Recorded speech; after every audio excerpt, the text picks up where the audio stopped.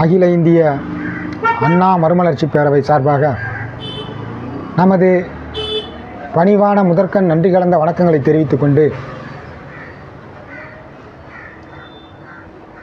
கடந்த 2 தினங்களுக்கு முன்பு மதுரை உயர்நீதிமன்றத்தில்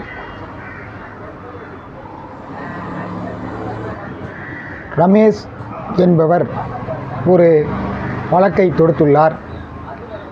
அந்த வழக்கின் சாரம்சம் என்னவென்றால், வட மாநிலத்தவருக்கு உரிய பாதுகாப்பு வழங்க வேண்டும் என்றும், திருத்தணி ரயில் நிலையத்தில் வட மாநில வாலிபர் தாக்கப்பட்டதை வைத்து அவர் இந்த வழக்கை மதுரை உயர்நீதிமன்றத்தில் தாக்கல் செய்துள்ளார் என்ற செய்தி பத்திரிகைகளிலும் சமூக வலைதளங்களிலும் வந்து கொண்டிருக்கின்றன. அந்த திருத்தணி ரயில் நிலையத்திலே தாக்கப்பட்ட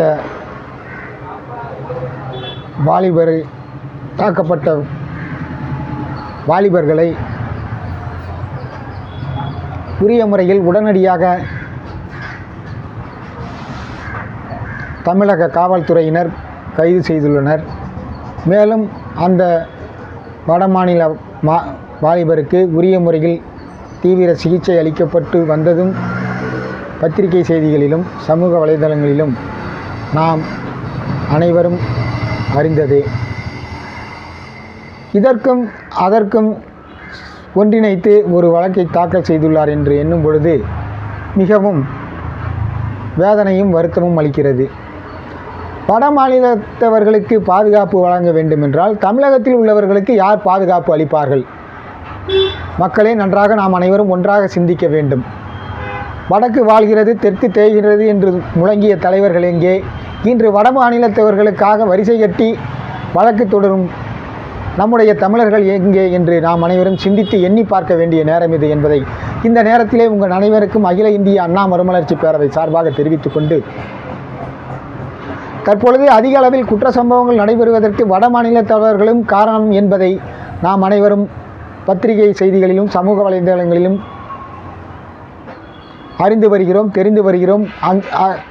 அந்த குற்ற சம்பவங்கள் நடைபெற்ற பகுதிகளில் அந்த பகுதியில் உள்ள மக்களும்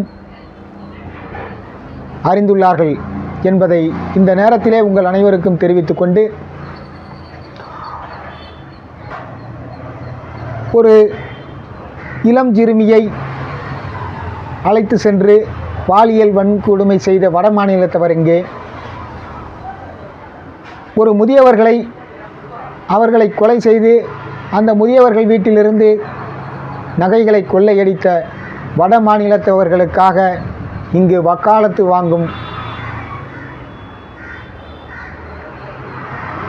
வாங்குபவர்களை அகில இந்திய அண்ணா மறுமலர்ச்சி பேரவை சார்பாக மிகவும் வன்மையாக கண்டிப்பதோடு மட்டுமல்லாமல், பாதுகாப்பு என்பது அனைவருக்கும் பாதுகாப்பு கேட்டால் அதில் ஒரு நியாயம் இருக்கிறது. குறிப்பாக வட மாநிலத்தவர்களுக்கு மட்டும் பாதுகாப்பு என்றால் தமிழர்களுக்கு யார் பாதுகாப்பு கொடுப்பார்கள்? ஆங்காங்கே இங்கு வட மாநிலத்தவர்களால் தான் பல்வேறு குற்ற சம்பவங்கள், கொலை சம்பவங்கள், கற்பழிப்பு சம்பவங்கள் போன்றவை நடைபெற்று வருகின்றன. ஏன் அண்மையில் சென்னையிலே கொள்ளையடித்து விட்டு விமானத்தில் தப்பி செல்ல முயன்றவர்களை கைது செய்த காவல்துறையினர், அது சம்பந்தமாகவும் செய்திகள் வெளிவந்திருக்கின்றன.